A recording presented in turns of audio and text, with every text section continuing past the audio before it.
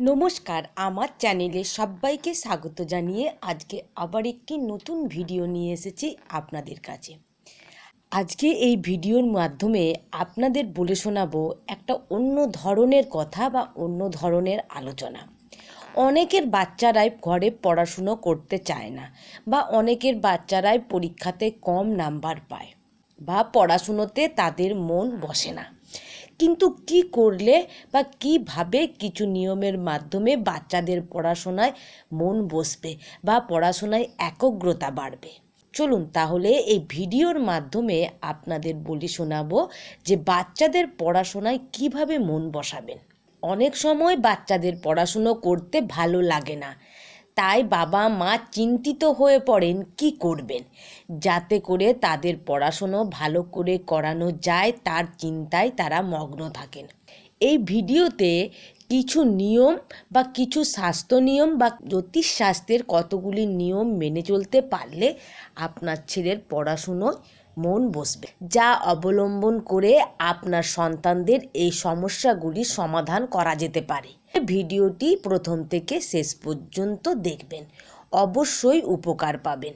এবং যদি ভিডিওটি ভালো লাগে তবে অবশ্যই লাইক, শেয়ার, কমেন্ট করবেন।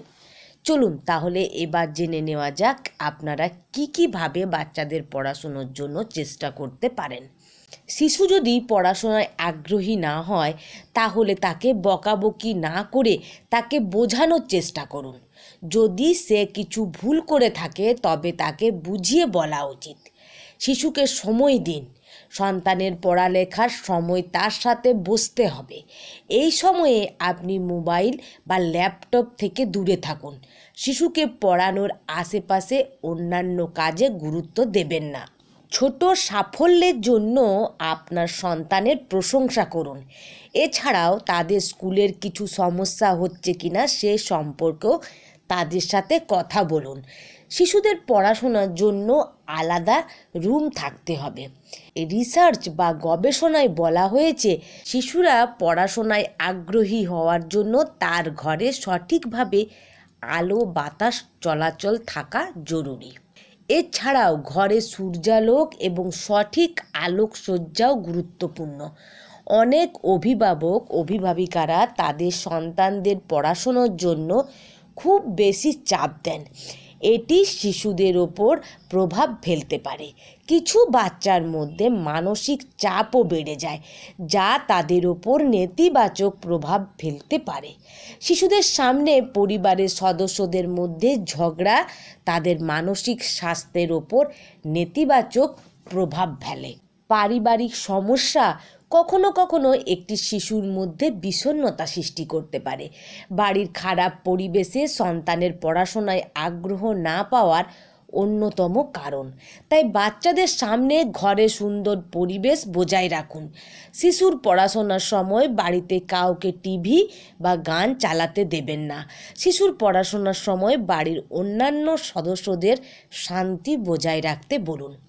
আপনার বাচ্চারা কম নাম্বার পেলে রাগ করবেন না। অন্য শিশুদের সাথে তাদের তুলনা করবেন না, কারণ তাদের এতে মনের উপর চাপ পড়ে। পরবর্তী সময়ে আরও ভালো করবে বলে এটা তাকে বোঝান।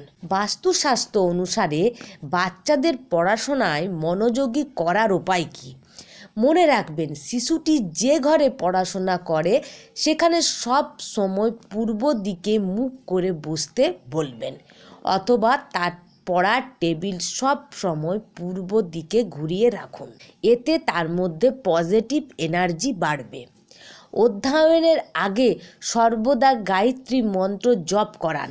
এতে শিশুর বুদ্ধি প্রখর হয়, সেই সঙ্গে সঙ্গে পড়ালেখাতেও তার মন বসবে। যদি শিশুর পড়াশোনায় ভালো না লাগে তাহলে তার ঘরে সবুজ পর্দা লাগান। এতে তার মনে একাগ্রতা বাড়বে এবং তার মন এদিকে ওদিকে ঘোরাফেরা করবে না।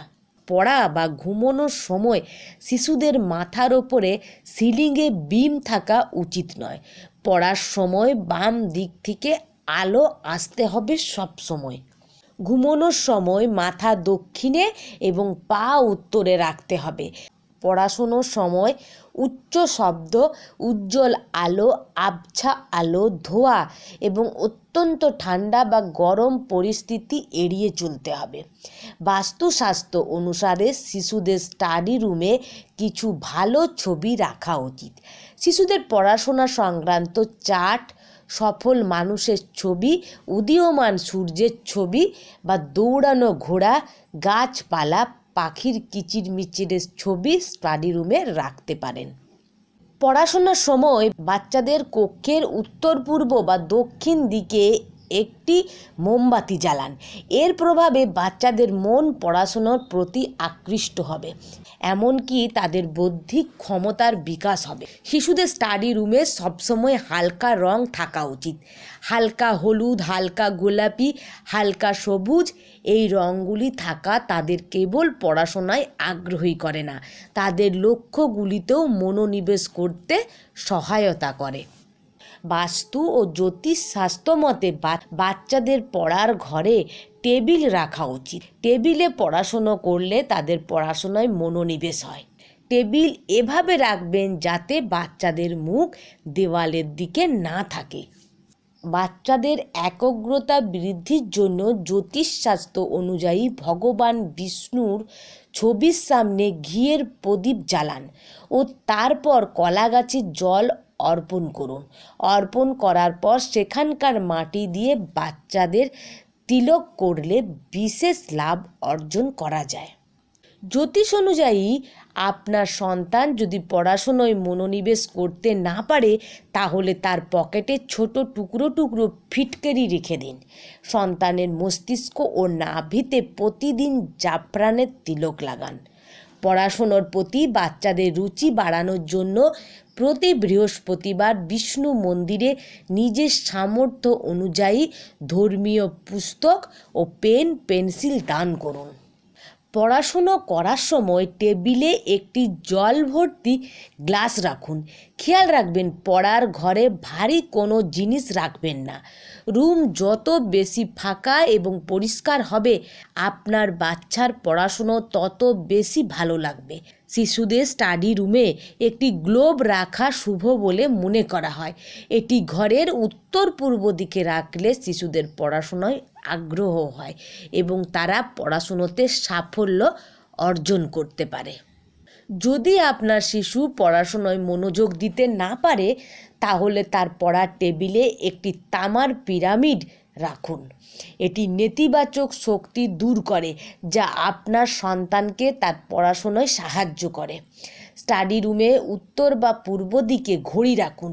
যদি শিশুর পড়ালেখা করতে ভালো না লাগে তার ঘরে ময়ূরের পালক, গণেশজি এবং মাতা সরস্বতীর ছবি রাখতে হবে।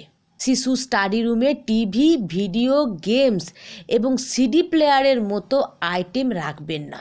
বাচ্চাদের পড়ালেখায় আগ্রহ না থাকলে রবিবার দিন 22টি তেঁতুলের পাতা নিয়ে আসুন। এর মধ্যে 11টি পাতা সূর্যদেবকে অর্পণ করে ওম নমঃ সূর্যায় নমঃ বলুন। বাকি পাতাগুলো যে কোনো পড়াশোনার বইয়ের মধ্যে রাখুন। পরীক্ষায় সাফল্য এবং একাগ্রতার জন্য গণেশ রুদ্রাক্ষ পড়ুন এবং প্রতি বুধবার গণেশ মন্দিরে যান। মুগ ডাল দিয়ে তৈরি 11টি বা 2টি লাড্ডু নিবেদন করুন ভগবান গণেশের পূজা করে এবং প্রত্যেক দিন গায়ত্রী মন্ত্র জপ করান। এতে খুব ভালো ফল লাভ হয় এবং প্রত্যেক দিন মা সরস্বতীর বন্দনা করান। এতেও শিশুর পড়াশোনায় মন বসে। মা সরস্বতী বিদ্যার আরাধ্য দেবী, এতেও বাচ্চার পড়ায় মন বসবে। তাহলে আজকের ভিডিওটি এখানেই শেষ করলাম। যদি ভালো লেগে থাকে তাহলে অবশ্যই লাইক, শেয়ার, কমেন্ট করুন। আপনারা সাবধানে থাকবেন, ভালো থাকবেন, সুস্থ থাকবেন।